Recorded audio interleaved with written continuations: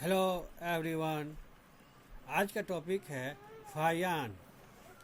चीनी यात्री फायान चंद्रगुप्त द्वितीय के समय भारत यात्रा पर आया।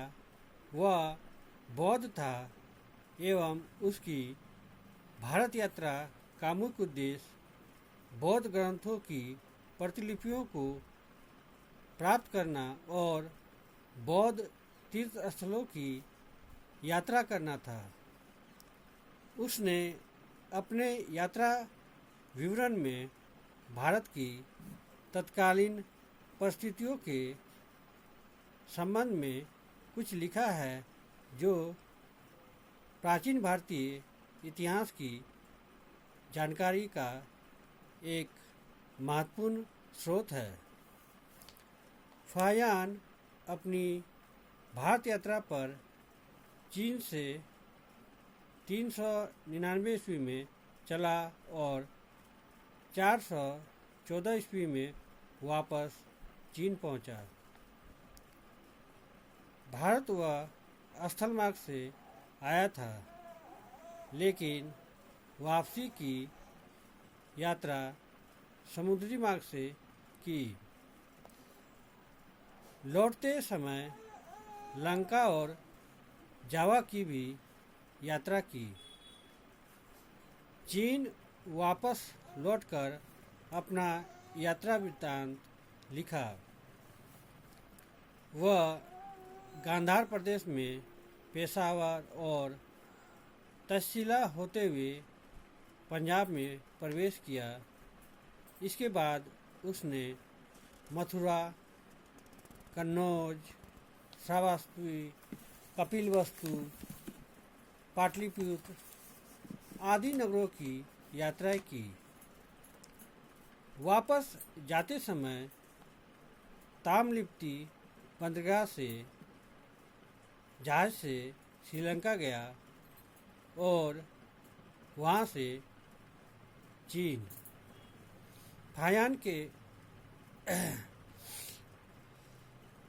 फायान भारत की राजनीतिक अवस्था के बारे में कुछ नहीं लिखता। यहाँ तक कि अपने विवरण में उसने तत्कालीन गुप्त सम्राट के नाम का उल्लेख तक नहीं किया, परंतु उसके विवरण से गुप्त शासन व्यवस्था की जानकारी हमें मिलती है।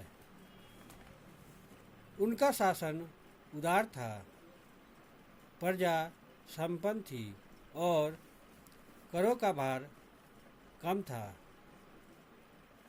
व्यक्तियों को न्यायाधीशों के सामने जाने की आवश्यकता बहुत कम पड़ती थी और वे साम्राज्य के प्रत्येक भाग में स्वतंत्रता से भ्रमण कर सकते थे।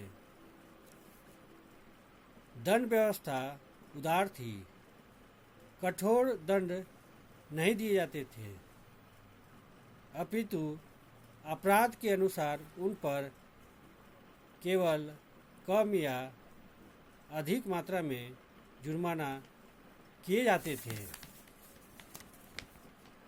बार बार अपराध करने वालों का दाहिना हाथ काट लिया जाता था। प्राण दंड नहीं दिए जाते थे। राज्य की आय का मुख्य साधन भूमि कर था। प्रजा पर कर का भार बहुत ही कम था।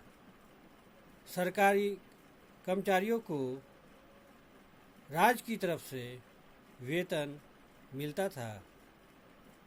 वे प्रजा को कष्ट नहीं दे सकते थे।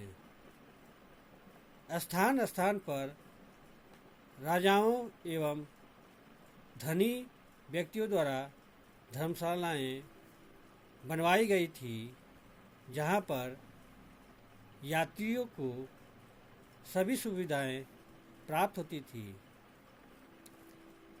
राजाओं ने अस्पताल भी बनवाए जहाँ मुफ्त दवाएं दी जाती थी। राजाओं ने बौद्ध भिक्षुओं के लिए अनेक मठ एवं विहार बनवाए। इस विवरण से यह पता चलता है कि गुप्त शासन व्यवस्था अत्यधिक उदार एवं सफल थी। राज्य नागरिकों की सुरक्षा का ही नहीं बल्कि सुविधा एवं सहायता का भी प्रयत्न करता था। मानव के नरसिंह जीवन के अधिकार को महत्व दिया जाता था। हिंसांग की तरह वह लूटा नहीं गया, जिससे पता चलता है कि राजमार्ग सुरक्षित थे। जनसाधारण सुखी एवं संपन्न थी। वे सहनशील, शीलवान एवं चरित्रवान थे। धनी व्यक्ति शिक्षण संस्थाओं, धार्मिक संस्थाओं को भरपूर दान देते थे। जीव हिंसा पर प्रतिबंध था। चांडालों के अतिरिक्त कोई अन्य पशुओं का शिकार नहीं करते थे। राज्य में मधुशालाओं एवं बुचड़ खानों का सर्वथा अभाव था। फलस्वरूप मांस एवं मदिरा के व्यापार पर प्रतिबंध था। यहाँ तक कि लहसुन एवं प्याज भी प्रतिबंधित थे। वन व्यवस्था की जटिलता इस समय तक बढ़ गई थी। चांडाल अछूत थे। उन्हें नगर एवं बस्तियों के बाहर ही रहना पड़ता था। जब उन्हें नगरों, बाजारों या बस्तियों में जाना पड़ता था तो वे लकड़ी बजाते चलता था ताकि लोग उनकी छाया से बच सके। चंडालों के अतिरिक्त मछुआरों एवं अन्य निम्न पेशे वाले व्यक्ति भी अपृष्ट समझे जाते थे। पंजाब, बंगाल और मथुरा में बौद्ध धर्म लोकप्रिय था। मथुरा में अनेक बौद्ध विहार थे।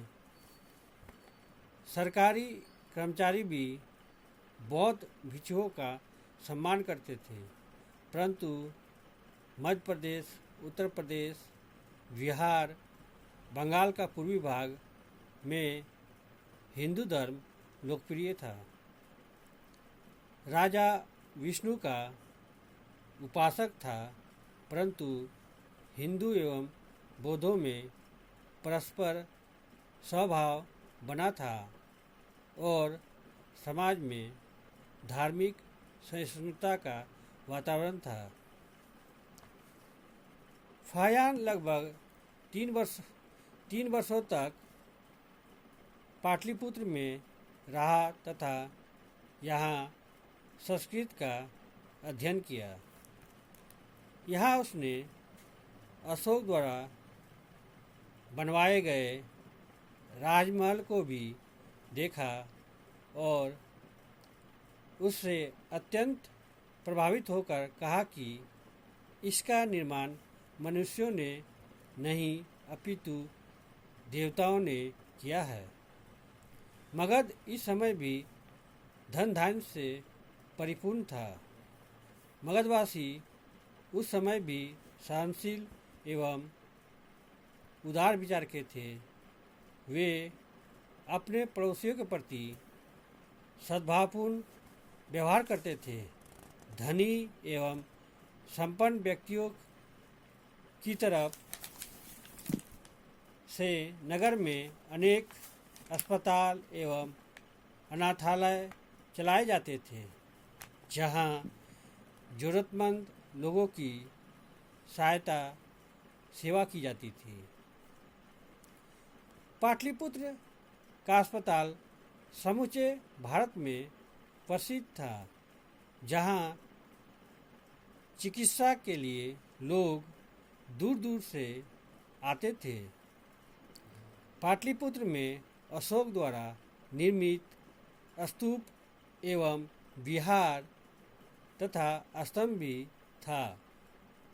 हीनयान एवं महायान संप्रदाय के दो बौद्ध विहार थे, जिनमें करीब 700 बौद्ध भिक्षु रहते थे।